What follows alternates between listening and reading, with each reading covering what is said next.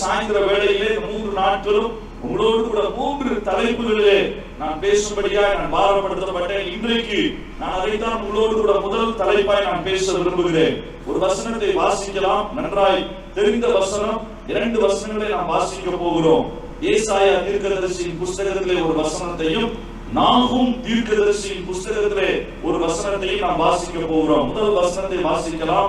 ஏசாயா தீர்க்கதரிசியின் புஸ்தகம் 52வது அதிகாரம், அதனுடைய 7வது வசனத்தை 8வது வசனத்தை வாசிக்கலாம். சமாதானத்தை கூறி நற்காரியங்களை சுவிசேஷமாய் அறிவித்து ரட்சிப்பை பிரசித்தப்படுத்தி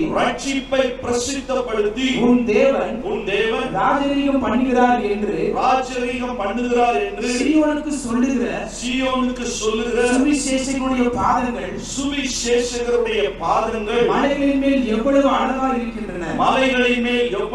அழகாய் இருக்கிறது. உன் ஜாமக்காரருடைய சத்தம் கேட்கப்படும். அவர்கள் சத்தமிட்டு ஏகமாய் கெம்பீரிப்பார்கள். ஏனென்றால் கர்த்தர் சீயோனை திரும்பி வர பண்ணும்போது, கர்த்தர் சீயோனை அதனுடைய ஸ்தானத்திலே திரும்பி வர பண்ணும்போது அதை கண்ணார காண்பார்கள். இன்னொரு வசனத்தை வாசிக்கலாம். நாகும் தீர்க்கதரிசியின் புஸ்தகம் அதனுடைய 1வது அதிகாரம் 15வது வசனத்தை வாசிக்கலாம். நாகும் தீர்க்கதரிசியின் புஸ்தகம் பழைய ஏற்பாட்டிலே 1081வது பக்கம், அதனுடைய 15வது வசனத்தை வாசிக்கலாம். இதோ சமாதானத்தை கூறுகிற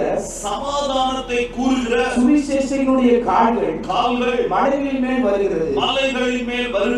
யூதாவே உன் பண்டிகைகளை ஆசரி, உன் பொருத்தனைகளை செலுத்து, உன் பொருத்தனைகளை நீ நிறைவேற்று. துஷ்டன் இனி உன் வழியாய் கடந்து வருவது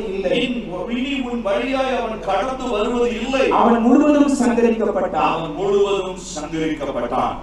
வேத வசனத்தை நாம் நன்றாய் கவனமாய் வாசித்து பார்த்தால், ஆண்டவர் நம்முடைய வாழ்க்கையிலே எவைகளை நாம் செய்ய வேண்டும் என்பதை மாத்திரம் ஆண்டவர் நமக்கு எழுதி தரவில்லை. எப்படி செய்ய வேண்டும், அதற்கு அவர் எப்படி உதவி செய்கிறார், அதையும் சேர்த்துதான் ஆண்டவர் சொல்கிறார். ஆகவே வேதத்தில் உள்ள ஒவ்வொரு வார்த்தைகளையும் நாம் நிச்சயமாய் விசுவாசிக்க முடியும். இந்த வேதத்தில் உள்ள ஒவ்வொரு வார்த்தைகளையும் நிச்சயமாய் நாம் நம்ப முடியும். இந்த வேதத்தில் உள்ள ஒவ்வொரு வார்த்தைகளையும் நம்முடைய வாழ்க்கையிலே நாம் அபியாசிக்க முடியும், கடைபிடிக்க முடியும், பெற்றுக்கொள்ள முடியும். அல்லேலூயா. ஆகவே இந்த வேதத்துடைய வசனங்களை கேட்கிற ஒருவேளை தூரத்திலிருந்து கேட்கக்கூடிய அருமையான நண்பர்களுக்கு நான் தைரியமாய் சொல்ல முடியும், இந்த வேதம் ஒரு மத புத்தகம் அல்ல. இந்த வேதம் ஏதோ ஒரு சில கிறிஸ்தவத்தை பற்றி வரலாற்றை சொல்லுகிற வரலாற்று புத்தகமும் அல்ல. It is not a historical book and இது ஒரு சரித்திர புத்தகம் மாத்திரம் அல்ல. சரித்திரத்தை சொன்னாலும் வரலாற்றை சொன்னாலும் அது மாத்திரம் அல்ல, இது ஜீவனை தருகிற ஒரு புத்தகம். இதுல இருக்கிற வசனங்கள் ஆவியாயும் ஜீவனுமாய் இருக்கிறது. ஆகவே இந்த வசனங்களை நீங்கள் கேட்கும் போதும், இந்த வசனத்தை விசுவாசிக்கும் போதும், இந்த வசனம் எனக்குள் செயல்பட வேண்டும் என்கிற ஒரு சின்ன ஜெபத்தோடு கூட இதை கேட்பீர்கள் என்று சொன்னால் நிச்சயமாய் இது உங்களுக்கு பலனாய் மாறும். அல்லேலூயா. இயேசு கிறிஸ்து இந்த உலகத்திற்கு வந்த பொழுது எல்லாவற்றையும் 3.5 வருடங்களிலே அவர் மனிதனாய் இருந்த பொழுது அவர் அழகாய் செய்து காண்பித்தார்.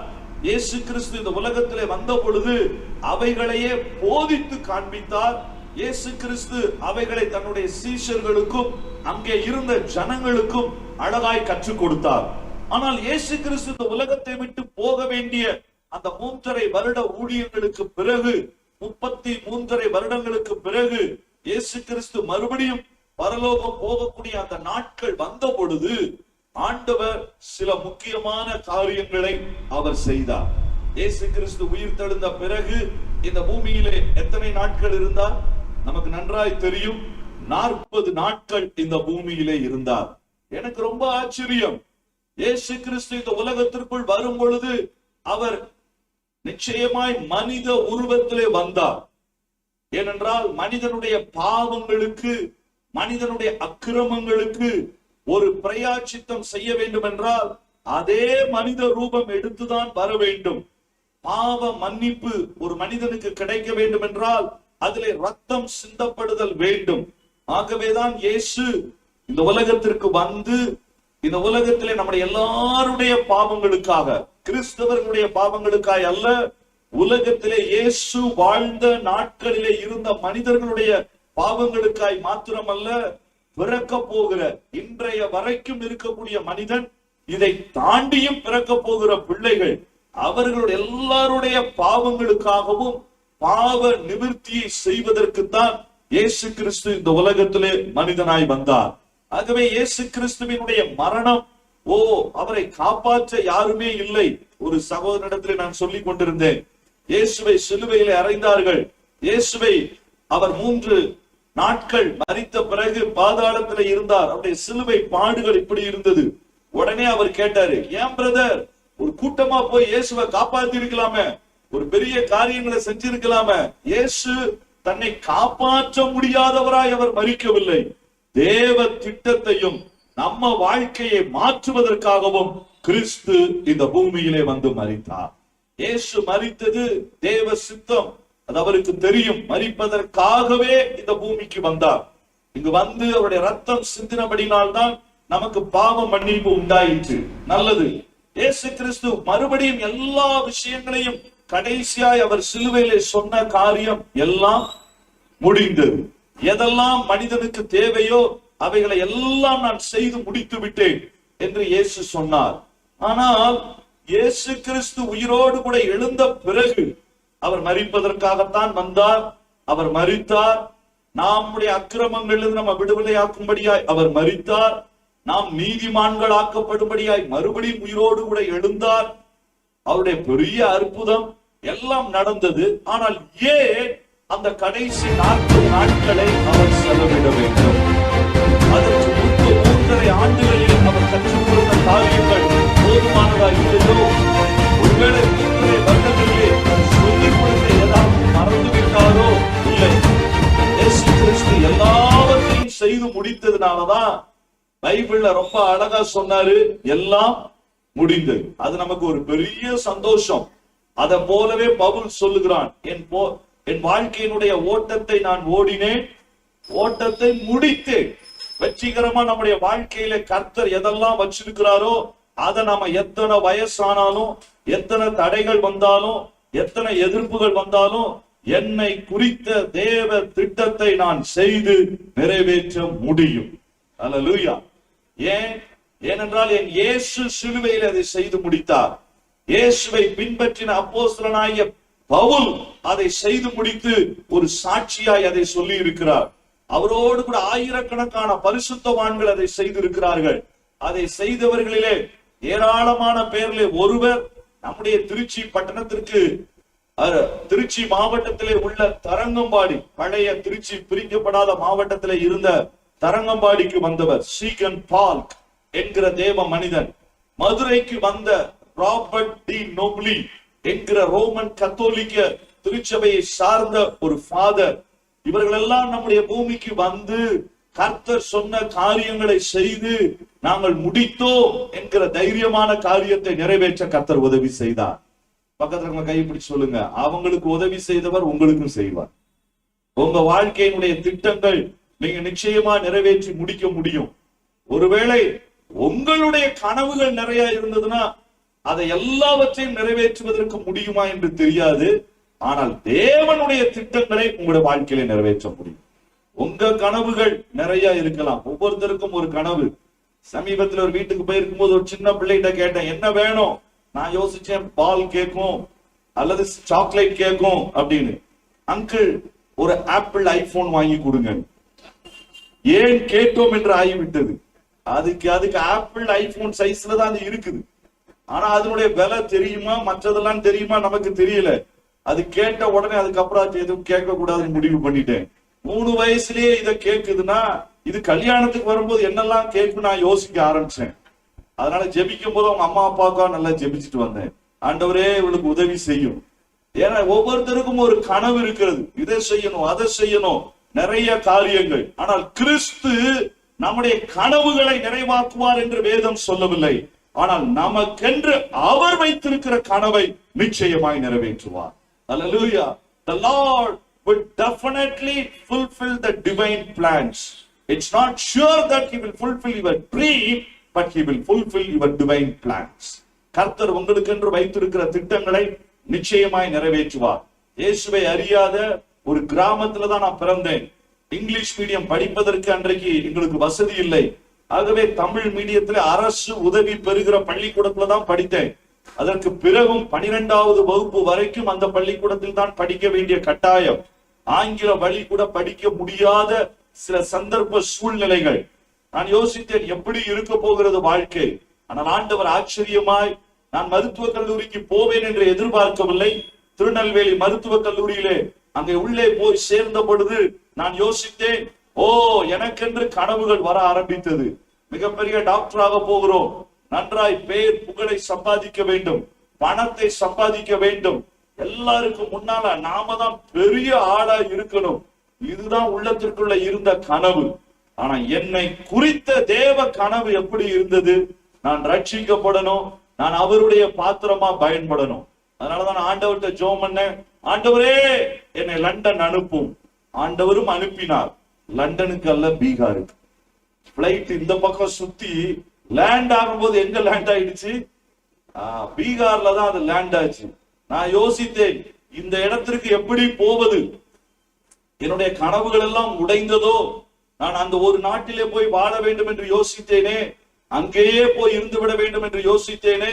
பணமும் புகழும் பெருமையும் எனக்கு பச்சையாய், அது ஒரு விட்டில் பூச்சியை போல கலர் கலராய் தெரிந்து கொண்டிருந்த நாட்கள். ஆனால் ஆண்டவர் கொண்டு சென்றது ஒரு வசதிகளும் இல்லாத கடினமான மிக மோசமான நிலைமையிலே அந்த நாட்களிலே பீகார் இருந்தது. அந்த சூழ்நிலையில் தான் கர்த்தர் கொண்டு சென்றார். ஆனால் ஆண்டவர் நல்லவர். இன்றைக்கு ஒரு காரியத்தையும் சொல்ல முடியாது. நான் மிகுந்த தாழ்மையோடு சொல்கிறேன், கிட்டத்தட்ட 19 நாடுகளுக்கு மேலே கர்த்தருடைய கிருபையினாலே இந்த வசனத்தை கொண்டு சென்று அவர்களுக்கு சுவிசேஷத்தை அறிவித்து கிறிஸ்துவுக்குள் அங்க இருக்கிற சபைகளை திடப்படுத்துவதற்கு ஆண்டவர் உதவி செய்தார். சமீப நாட்களிலே இந்த சுவிசேஷ ஊழியத்தின் மூலமாய் வருடந்தோறும் கிட்டத்தட்ட ஒரு ஆவரேஜாய், சராசரியாய் ஒரு வருடத்திற்கு 70,000 பேருக்கு அதிகமாய் சுவிசேஷத்தை சொல்லுவதற்கு, நடத்துவதற்கு கர்த்தர் கிருபை தந்தார். நான் ஏன் இதை சொல்லுகிறேன்? அதனால்தான் நான் சொன்னேன், நான் மிக சிறியவன், என்னுடைய அனுபவம் மிக சிறியது. பெரிய பெரிய பரிசுத்தவான்கள் இருக்கிறார்கள். ஆனால் நான் எதை தைரியமாய் சொல்ல முடியும்? உங்கள் கனவுகள் என்ன என்று எனக்கு தெரியாது, ஆனால் உங்களை குறித்த தேவ கனவு நிறைவேறும். அதுதான் சிலுவையிலே ஆண்டவர் சொன்ன காரியம். எல்லாம் முடிந்தது.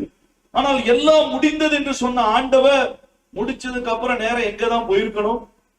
பிதாவின் இடத்துல அவர் ஏறி போயிருந்திருக்கணும். அப்படி ஏறி போனாரா?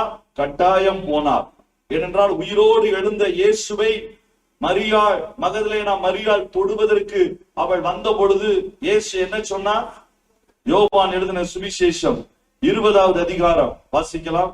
யோவான் எழுதின சுவிசேஷம் 20வது அதிகாரம் 17வது வசனம். இயேசு அவளை நோக்கி, இயேசு மரியாளை நோக்கி, என்னை தொடாதே, என்னை தொடாதே, நான் இன்னும் என் பிதாவினிடத்திற்கு ஏறி போகவில்லை.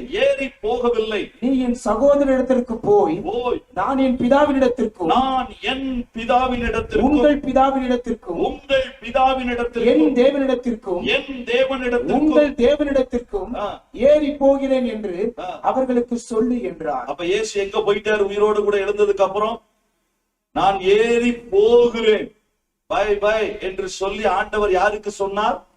மரியாள் இடத்துல சொல்லுகிறார். எல்லா வேலையும் நான் முடிச்சாச்சு, எல்லா காரியத்தையும் முடிச்சாச்சு, நான் இப்பொழுது என்னுடைய பிதாவின் இடத்திற்கு போய், பிதாவே நீ செய்ததை நான் நிறைவேற்றி முடித்தேன் என்று சொல்லுவதற்கு உயிர்த்தெழுந்த அன்றைக்கே இயேசு மேலே பரமேறி சென்று விட்டார். ஆனா மறுபடியும் வர்றாரு. ஓஹோ, அப்ப இயேசு கிறிஸ்துவுக்கு எத்தனை வருகை? இதுவரைக்கும் நான் யோசிச்சேன் 2 வருகை தான். 2ஆம் வருகை நான் யோசிச்சேன். அதுக்கு இடையில ஒருவேளை ராப்சர் எடுத்துக்கொள்ளப்படுகிற நாட்கள் 3 நான் யோசிச்சேன். இப்ப நான் எத்தனை யோசிக்க வேண்டி இருக்குது? இயேசு மறுபடியும் மேல போயிட்டு மறுபடியும் வந்திருக்கிறார். ஏனென்றால் அவர் சொல்லுகிறார், நான் ஏறி போனாலும் போவேன். நம்ம சொல்லுவோம்ல சிலர், பிரதர் வருவீங்களா? வந்தாலும் வருவேன். அப்படி என்றால் நீங்க சொல்லிடலாம், அவர் எப்ப முடிவு செய்வாங்க, எத்தனை மணிக்கு வருவாங்க நமக்கு தெரியாது. ஆனா ஆண்டவர் சொல்லுகிறார், நான் ஏறி போகிறேன், ஆகவே நீ தொடாதே. ஆனா மறுபடியும் இந்த பூமிக்கு வருகிறார்.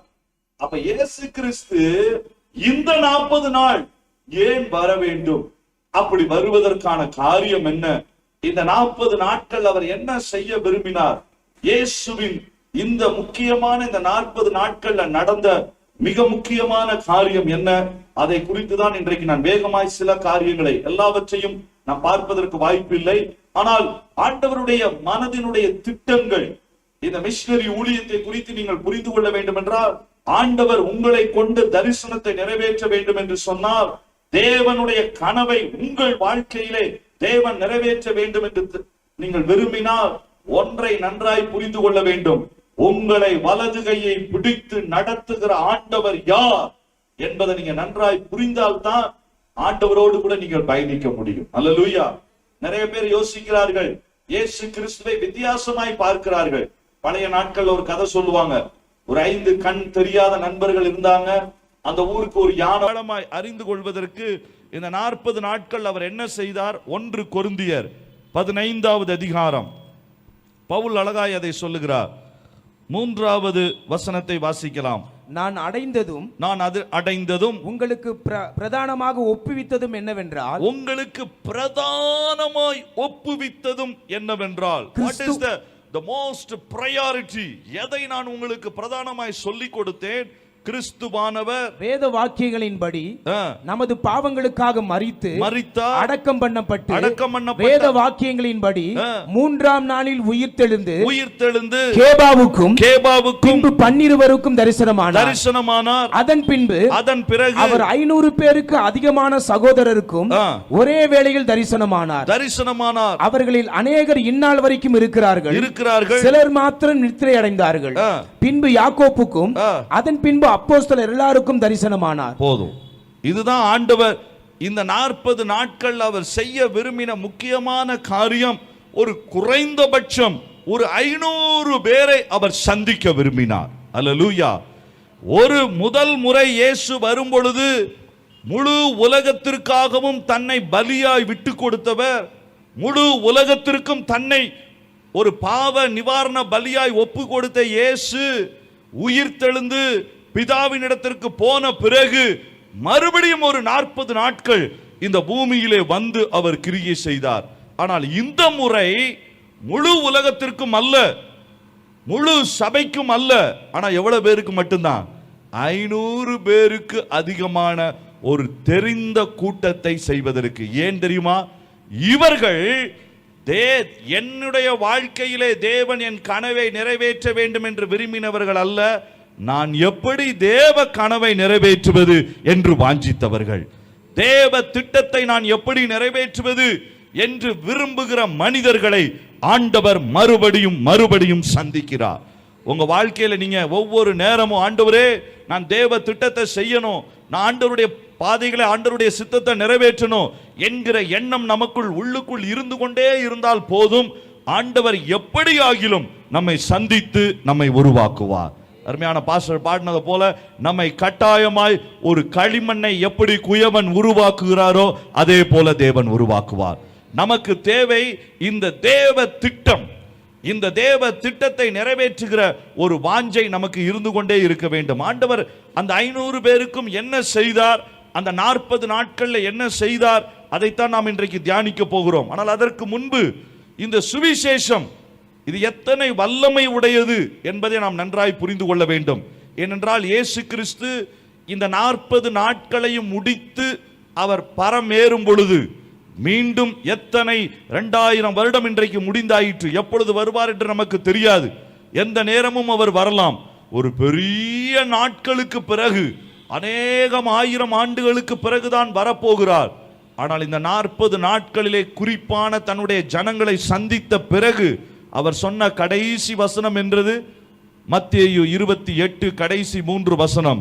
நமக்கு தெரிந்த நல்ல வசனம், ஆனாலும் வாசிக்கலாம்.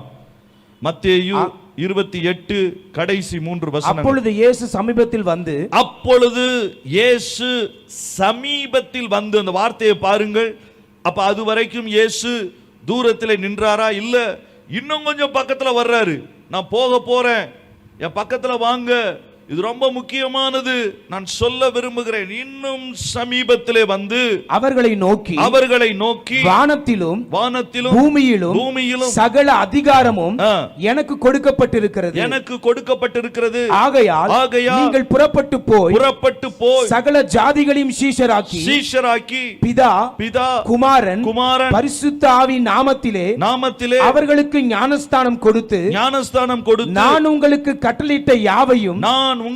கட்டளையிட்ட யாவையும் அவர்கள் கைக்கொள்ளும்படி அவர்களுக்கு உபதேசம் பண்ணுங்கள். இதோ உலகத்தின் முடிவு பரியந்தம் சகல நாட்களிலும் நான் உங்களுடனே கூட இருக்கிறேன் என்றார். ஆமென். இதுதான் கடைசியா இயேசு சொன்ன காரியம். இயேசு அவர்களுக்கு கடைசியாய் சொல்லிக் கொடுத்த ஒரே ஒரு கட்டளை, நீங்கள் புறப்பட்டு போய் சீஷர்களை உருவாக்குங்கள். இந்த கூட்டத்தினுடைய முக்கிய நோக்கம் சீஷர்களாகிய உங்களை எழுப்பி இயேசுவுக்கான சீஷர்களை உருவாக்குவதுதான். அதுதான் இயேசு கற்றுக் கொடுத்த கட்டளை. இந்த கடைசி கட்டளையை கற்றுக் கொடுப்பதற்காகத்தான் ஆண்டவராகிய இயேசு கிறிஸ்து 40 நாட்கள் மறுபடியும் உயிர்த்தெழுந்த இயேசு 40 நாட்கள் இந்த 500க்கும் அதிகமான குறிப்பிட்ட ஜனங்களிடத்திலே செயல்பட்ட காரணம் ஒன்றே ஒன்றுதான், புறப்பட்டு போய் சீஷர்களை உருவாக்குவதற்கு. அல்லேலூயா. நீங்களும் நானும் செயல்பட்டு சீஷர்களை நாம் உருவாக்குவதற்கு தான் இயேசு கிறிஸ்து அந்த 40 நாட்களிலும் போராடினார். இப்ப எனக்கு என்ன கேள்வி தெரியுமா? இந்த வசனத்தை சொல்றதுக்கு 40 நாள் இயேசு வேலை செய்யணுமா? இந்த வசனத்தை ஒரு நாள்ல சொல்லி இருக்கலாமே. உயிரோடு கூட எழுந்த போது எல்லாத்தையும் கூப்பிட்டு, கமான் எல்லாரும் சேர்ந்து வாங்க, உலகம் முழுவதும் புறப்பட்டு போங்க, நீங்க செஞ்சிருங்க சொல்லிட்டு அப்பயே இயேசு போயிருந்திருக்கலாமே. ஏன் 40 நாட்கள் அவர் மறுபடியும் இந்த பூமியிலே இருந்து இந்த காரியங்களை செய்ய வேண்டும்? செய்ய வேண்டிய முக்கிய தாற்பயம், இந்த சுவிசேஷம் செய்ய போகிற பெரிய காரியங்களை அவர்கள் புரிய வேண்டும், விசுவாசிக்க வேண்டும். அல்லேலூயா. வேதத்திலே நீங்கள் குறைந்தபட்சம் நீங்கள் வாசிக்கலாம், இந்த சுவிசேஷம் செய்யக்கூடிய 20 காரியங்கள். இந்த சுவிசேஷ வசனத்தை நீங்கள் யாராவது ஒரு மனிதனிடத்திலே பிரசங்கித்தால், இது சாதாரண வசனம் அல்ல, இது தேவனுடைய வசனம்.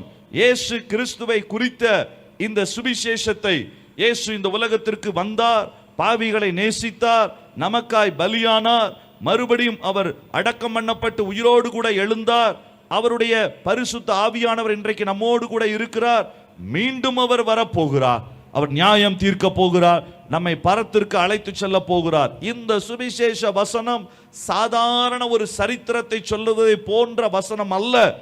ஆனால் இந்த சுவிசேஷத்திற்கு உள்ளே தான் கர்த்தர் எல்லா ஐஸ்வர்யங்களையும் நிறைத்து வைத்திருக்கிறார். அல்லேலூயா. அதனாலதான் இந்த சுவிசேஷத்தை எங்க ஆரம்பிச்சாராம் தெரியுமா?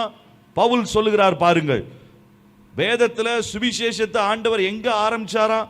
நீங்களும் நானும் யோசிக்கிறோம், மரித்து உயிர் தெழுந்த பிறகுதான் சுவிசேஷத்தை ஆரம்பிச்சாருன்னு. வாசியுங்கள், கலாத்தியருக்கு எழுதின நிருபம் 3வது அதிகாரம் 8வது வசனம். கலாத்தியர் 3வது அதிகாரம் அங்க உள்ள 8வது வசனத்தை வாசிக்கலாம். மேலும் தேவன் விசுவாசத்தினாலே புறஜாதிகளை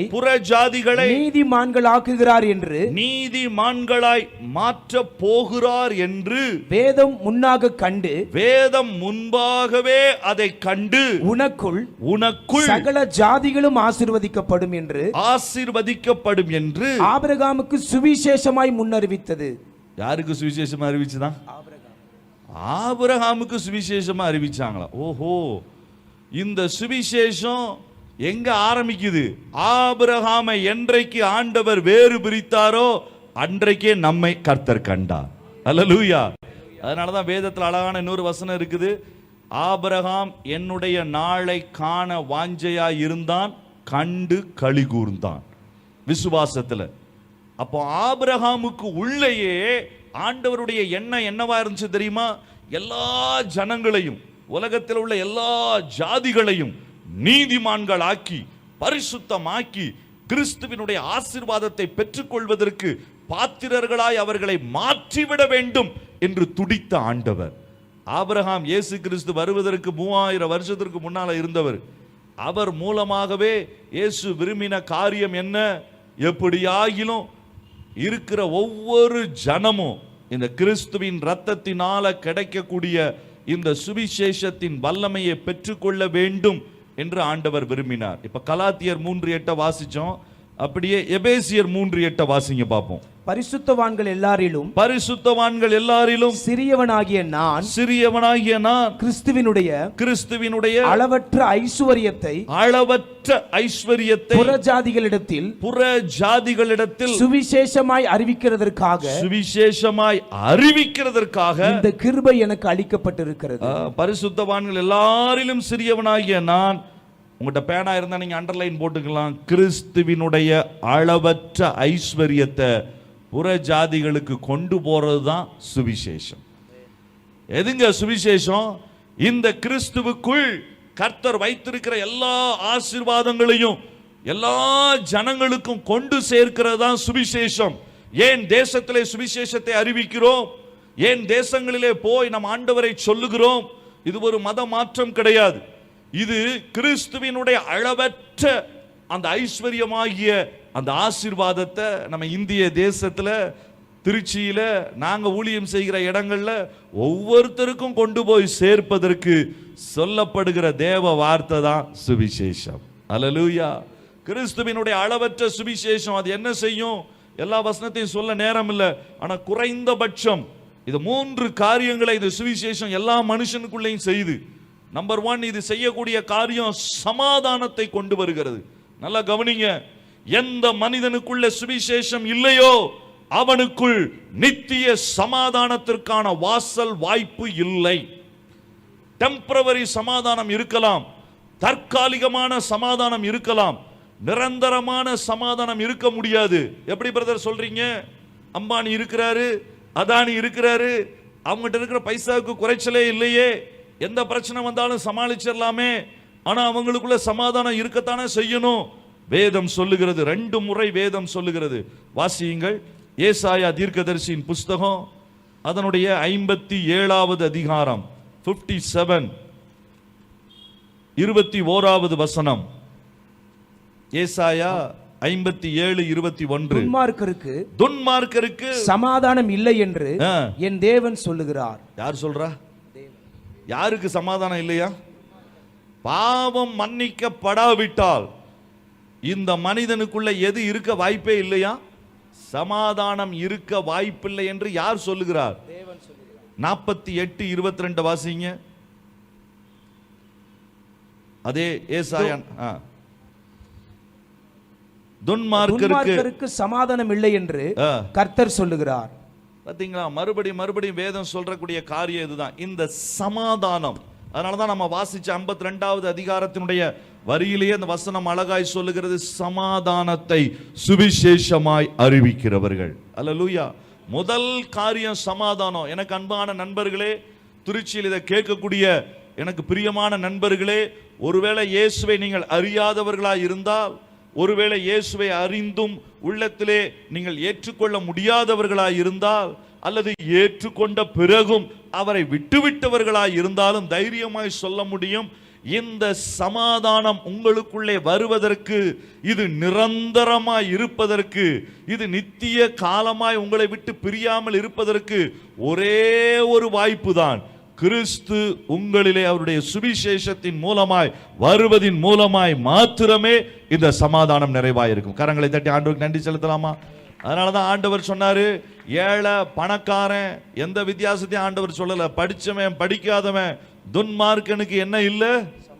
இல்லை. அதனாலதான் இயேசு இந்த உலகத்திற்கு வந்து சமாதான பிரபுவாய் காரியங்களை செய்தார். இந்த ராத்திரியில உங்களை மறுபடியும் நான் உற்சாகப்படுத்த விரும்புகிறேன். அந்த சமாதானம் இல்லையே பிரதர், இது பணம் இருந்தாலும் இல்லைனாலும், படிப்பு இருந்தாலும் இல்லைனாலும், துக்கம் துயரங்கள் காரியங்கள் இழப்புகள் ஏது நடந்தாலும் நடக்காட்டிலையும் இது உங்களை விட்டு பிரியவே பிரியாது. ஏன்னா இயேசு சொன்னார், நான் தருகிற சமாதானம் மற்ற உலகம் கொடுக்கக்கூடிய சமாதானம் மாதிரி அது இருக்காது, அது நிரந்தரமா இருக்கும். அதை நான் தர்றேன், வேற ஒருத்தரும் எடுக்க முடியாது. சுவிசேஷம் தான் இந்த சமாதானத்தை கொண்டு போகுது. இது முதல் காரியம். இரண்டாவது காரியம், இந்த சுவிசேஷம் தான் ஹீலிங்கை கொண்டு வருகிறது, குணமாகுதலை கொண்டு வருகிறது.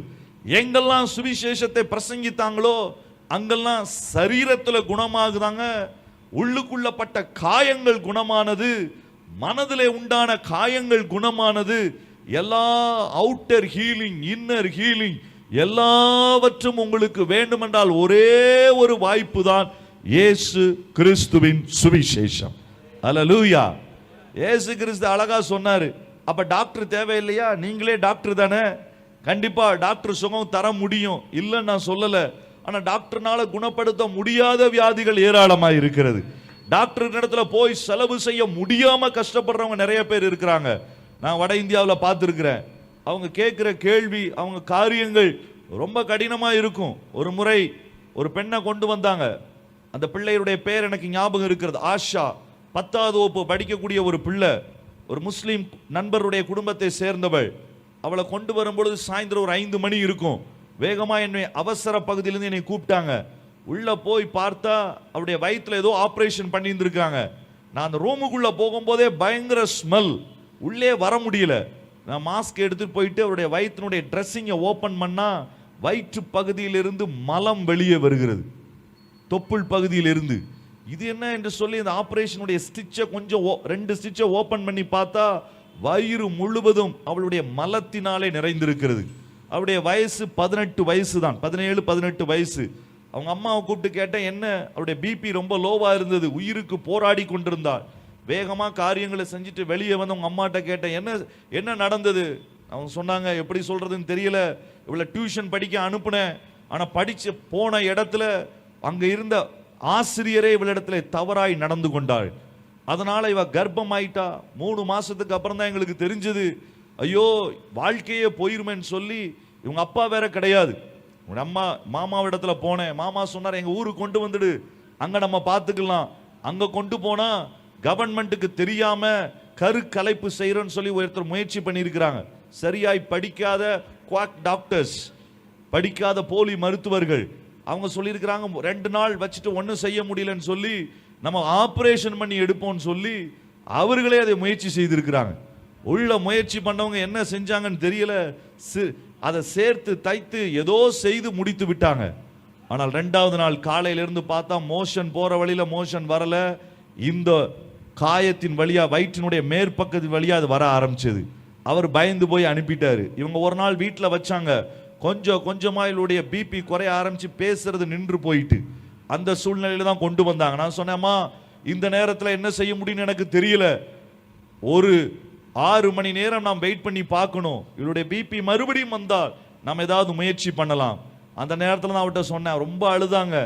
ஒன்றும் கவலைப்படாதங்கம்மா, இயேசுவை நோக்கி நீங்களும் ஜெபம் பண்ணுங்க, நாமளும் ஜெபிக்கலாம். ஒரு 6 மணி நேரத்தில் அவருடைய பிபி பிக்கப் ஆனது. நானும் என்னுடைய நண்பரும் அறுவை சிகிச்சை அந்த தியேட்டர்ல கொண்டு போய் அதை ஓபன் பண்ணோம். என்ன நடந்திருந்தது தெரியுமா? அந்த கர்ப்பப்பையை 4-5 பீஸா கட் பண்ணியிருக்கிறாங்க. அந்த கர்ப்பப்பையோடு சேர்த்து மலம் போகக்கூடிய குடலையும் சேர்த்து தச்சிருக்கிறாங்க. அந்த முழு இடமும் ஒரு மெஸ்ஸா இருந்தது. 3.5 மணி நேரத்திலிருந்து 5 மணி நேரம் அந்த ஆபரேஷன் டைம் தேவைப்பட்டது.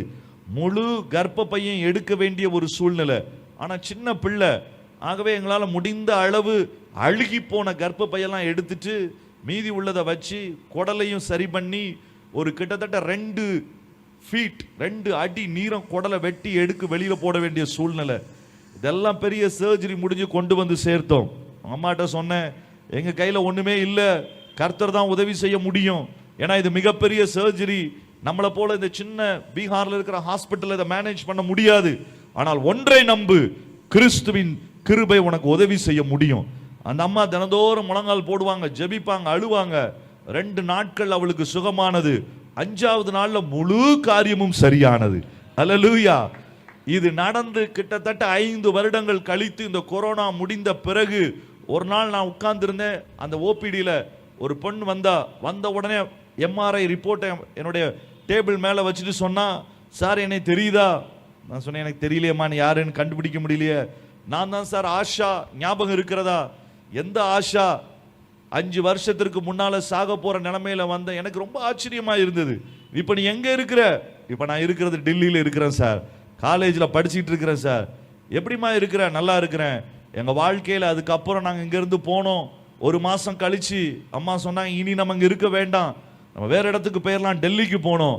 அங்க டெல்லியில போனதுக்கு அப்புறம் இந்த வேதத்தை நான் அதிகமா படிக்க ஆரம்பிச்சேன். ஏன்னா ஹாஸ்பிட்டல் இருக்கும்போது இந்த வசனத்தை படிச்சேன். எனக்கு ரொம்ப ஆறுதலா இருந்தது. கொஞ்சம் கொஞ்சமாய் படிக்க படிக்க படிக்க இந்த சுவிசேஷ வசனம் எனக்குள் ஒரு பெரிய சமாதானத்தை கொடுத்தது.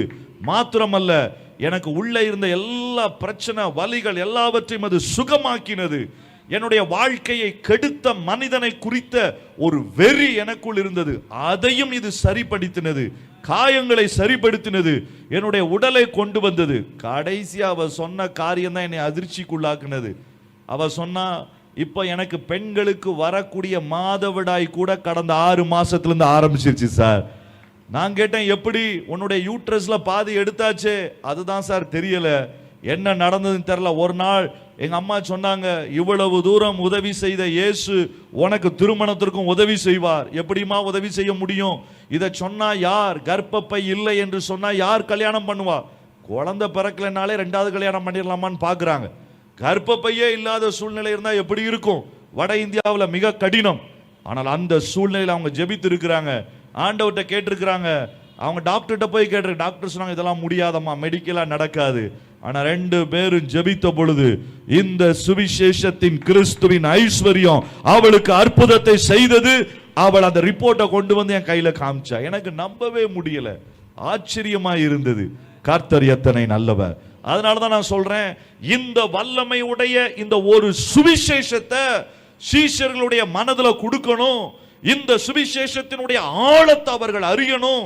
முழு மனுஷ ஜாதிக்கும் இது ஒன்று போதுமானது என்கிற தெளிவு அவர்களுக்கு பிறக்கணுன்றதுக்காக தான் இயேசு தேவ தூதர்களை அனுப்பவில்லை, அப்போஸ்தலர்களை அனுப்பவில்லை.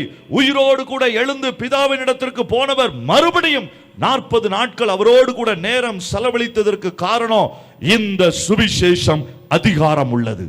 அதை சொல்றதுக்கு தான் இந்த சுவிசேஷம் அதிகாரம் உள்ளது. வானத்திலும் பூமியிலும் அது அதிகாரம் உள்ளது. இதை சொல்லுகிற இடங்களிலே ஜனங்களுக்கு சமாதானம் உண்டாகும். இதை சொல்லுகிற இடங்களிலே ஜனங்களுக்கு விடுதலை உண்டாகும், ஹீலிங் உண்டாகும்.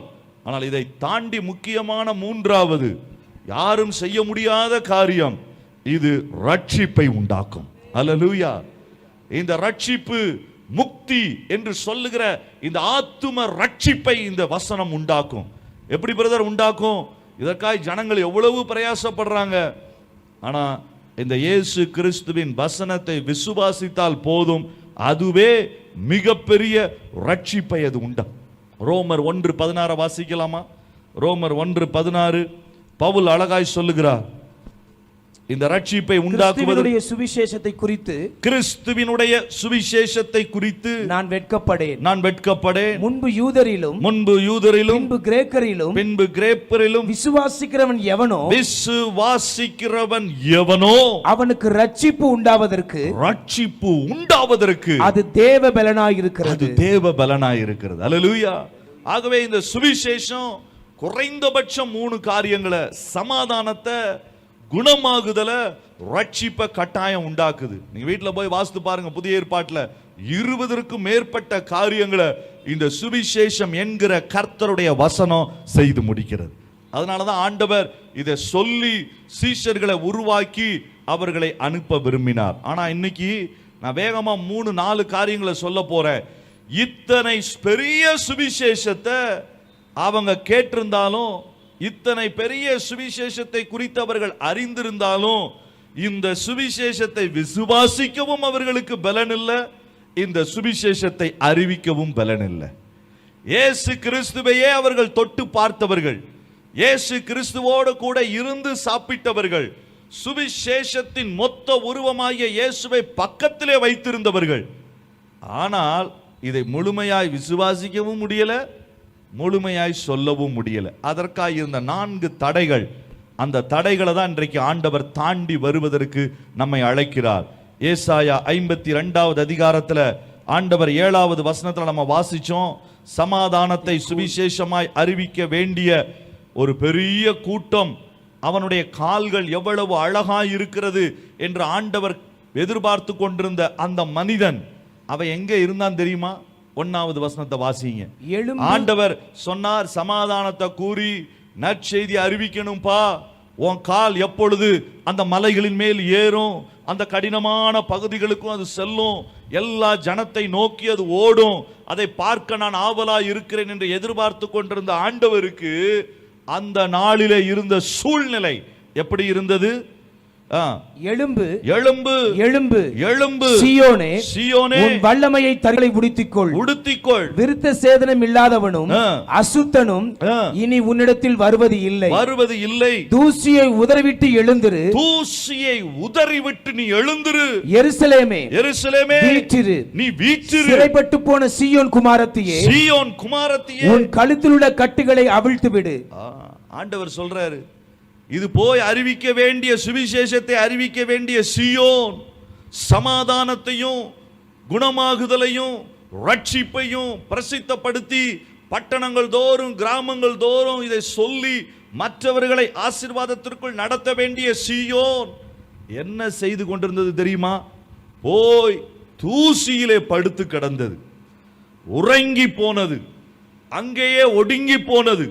அதனாலதான் ஆண்டவர் சொல்லுகிறார், எழும்பு எழும்பு. 2 முறை சொல்ல வேண்டிய கட்டாயம். எழும்புன்னு சொன்னா காதுல என்ன செய்ய மாட்டேங்குது, அவங்களுக்கு முடியல, கேட்க மாட்டேங்குது. ஆண்டவர் சொல்லுகிறார், எழும்பு சீயோனே, நீ எழும்பு, தூசியை உதறிவிட்டு எழும்பு. முக்கியமா அந்த 2வது வசனத்தினுடைய கடைசி வரி, உன் கழுத்தில் உள்ள கட்டுகளை நீ அவிழ்த்து விடு. நீயே போட்டுக்கொண்ட கட்டுகள், நீ போயிருக்க முடியும், நீ செய்திருக்க முடியும், சுவிசேஷத்தை பெற்றவன் நீ, பெற்றவள் நீ, ஆனால் நீ ஏன் செய்ய முடியவில்லை? அது நடந்த காரியங்கள், அந்த 4 காரியங்களை தான் நான் வேகமா பார்க்க போறேன். வேகமா வாசிக்கலாம். இந்த 40 நாட்கள்ல இயேசு அந்த கட்டுகளை அவிழ்ப்பதற்காகத்தான் அவர் இறங்கி காரியங்களை செய்தார். அதே இயேசு இன்றைக்கு வந்திருக்கிற உங்களுடைய கட்டுகளை அவிழ்த்து மற்றவர்களுடைய கட்டுகளை அவிழ்க்கிறவராய் உங்களை கர்த்தர் மாற்றுவார். அல்லேலூயா. அதுதான் ஆண்டவருடைய மிகப்பெரிய காரியம். எத்தனை முறை நம்ம சோர்ந்து போனாலும், எத்தனை முறை நம்ம விழுந்து போனாலும், தூசியில கடந்தாலும் யாரை தான் வந்து எழுப்புறாரு? நம்மளை தான் வந்து எழுப்புறாரு. ஆளு தூசியில விழுந்துட்டான், ஆளு கழுத்துல கயிறை போட்டு கட்டிட்டு உட்கார்ந்து இருக்கிறான், சரி இனி இவனை பிரயோஜனமே கிடையாது. தூசியில கிடக்கிற ஒரு ஆளை போய் யாராவது தூக்குவாங்களா? தூக்க மாட்டோம். நாம பொதுவாக நம்ம ஊர்களில் பார்த்துருப்போம், தண்ணி அடிச்சுட்டு சில பேர் குப்பையில் விழுந்து கிடப்பாங்க, ஐயோ பாவம் அப்படின்ட்டு நம்மளும் போயிடுவோம், அவங்க பக்கத்தில் போக மாட்டோம். சொந்தக்காரனாக இருந்தாலும் 100ஆம் நம்பருக்கு ஃபோன் பண்ணிட்டு நம்ம போயிடுவோம். இதுதான் நம்ம யோசிப்போம். அவரை போய் தொட்டு நாமும் ஏன் நம்மளை அசுத்தப்படுத்தணும், ஏன் பிரச்சனை பண்ணணும், அவனை மாற்ற முடியாதுங்க அப்படின்னு நம்ம விட்டுட்டு போயிடுவோம். ஆனால் நம்ம எங்கே கிடக்கிறோம் இன்னைக்கு? அதே இடத்துல தான் உட்கார்ந்து இருக்கிறோம். எழுந்து உயரமான பர்வதங்களுக்கு போக வேண்டிய தேவ ஜனம் இங்க உட்கார்ந்து இருக்குது. அலங்கார வஸ்திரமாகிய ரட்சிப்பின் வஸ்திரத்தை மற்றவர்கள் பார்த்து, ஓ ரட்சிக்கப்பட்டவனுடைய வாழ்க்கை இவ்வளவு அலங்காரமா இருக்குதோ என்று ஓடி வர வேண்டியவர்களை கந்தையான வஸ்திரங்களை உடுத்தி நம்முடைய வாழ்க்கை மற்றவர்களை இழுக்கக்கூடிய சூழ்நிலையில இல்ல. கழுத்துல நாமளே போட்டுக்கொண்ட கட்டுகள் ஏராளம். ஆனால் மறுபடியும் கர்த்தர் நம்மளை தேடி வந்து எழும்பு எழும்பு என்று எத்தனை ஆண்டவர் திருப்ப விரும்புகிறார். அவரை நேசிக்கிற அந்த அன்பிற்கு வர முடியாம எங்கேயோ இழந்து போய் நிற்கிற அந்த கட்டை ஆண்டவர் திருப்ப விரும்புகிறார். அல்லேலூயா. எல்லாத்துக்கும் அதிகமா நமக்கு நேரம் முடி நம்ம ஜெபிக்க போறோம். ஆண்டவர் செஞ்ச பெரிய காரியம் என்ன தெரியுமா? மகதலேனா மரியாளை சந்திச்சு ஆண்டவர் சொன்னாரு, ஸ்திரியே நீ போய் சுவிசேஷத்தை அறிவி என்று சொல்லி ஆண்டவர் ஆச்சரியமா அனுப்பினார். ரொம்ப அதிசயமான காரியம் அதுதான். அதுல பெரிய காரியம், நீ போய் சொல். ஆனா அதற்கு அடையாளமா ஆண்டவர் செஞ்ச காரியம், எப்படி ஆண்டவர் அவளுக்கு உதவி செய்திருப்பார்? 20வது அதிகாரம் 21, 22 வசனம். இயேசு மறுபடியும் அவர்களை நோக்கி, உங்களுக்கு சமாதானம் உண்டாவதாக, பிதா என்னை அனுப்பினது போல நானும் உங்களை அனுப்புகிறேன் என்று சொல்லி அவர்கள் மேல் ஊதி பரிசுத்த ஆவியை பெற்றுக் கொள்ளுங்கள். போதும். கர்த்தர் தான் சொன்னாரு, இதை நீ மறுபடியும் செஞ்சு முடிக்கிறதற்கு உன்னுடைய பலத்துல செய்ய முடியாது. அதனாலதான் உனக்குள்ள பயம் வந்துச்சு. அதனாலதான் உனக்குள்ள அடுத்த என்கவுண்டரே இல்லாத ஒரு குளிரும் அனலும் இல்லாத ஒரு விசுவாச வாழ்க்கை வந்தது. அதனாலதான் அன்பு செலுத்த முடியாம எல்லாத்தையும் இழந்து போன ஒரு வாழ்க்கை வந்துச்சு. இப்ப கடைசி ஆண்டவர் சொல்றாரு, ஆவியானவரை தந்து இந்த பலத்துல நீ போ. சுய மனுஷ பலத்துல ஓடுவதற்கு அல்ல, உன்னத பலத்திலே ஓடுவதற்கு. உங்கள் பலத்திலே அல்ல, உன்னத பலம். நம்ம எல்லாரும் எழுந்து நிற்கலாமா? நம்ம இந்த முதல் நாள்ல நம்ம ஜெபிக்க போறோம். ஆண்டவரே, இந்த சுவிசேஷகனா, சமாதானத்தை அறிவிக்கிறவனா நான் எழும்பணும். நான் இருக்கிற தூசியை உதறி விட்டு எழும்பணும். என் கழுத்துல கட்டி இருக்கிற கயிறுகளை கலட்டி விட்டு நான் எழும்பணும். அதற்கு எனக்கு பலன் தாரும். இந்த சுவிசேஷத்தினுடைய அதிகாரம் என் கையில வரணும், நான் செய்யணும். நீங்க சொன்னீங்க, வானத்திலும் பூமியிலும் இது காரியங்களை நடப்பிக்கும். அல்லேலூயா. வானத்திலும் பூமியிலும் இது காரியங்களை நடப்பிக்கும். என் கூட ஒரு தம்பி பீகார்ல வேலை செய்ய ஊழியனா இருக்கிறான். அவன் எந்த சூழ்நிலையிலிருந்து அவன் ரட்சிக்கப்பட்டு வந்தான் தெரியுமா?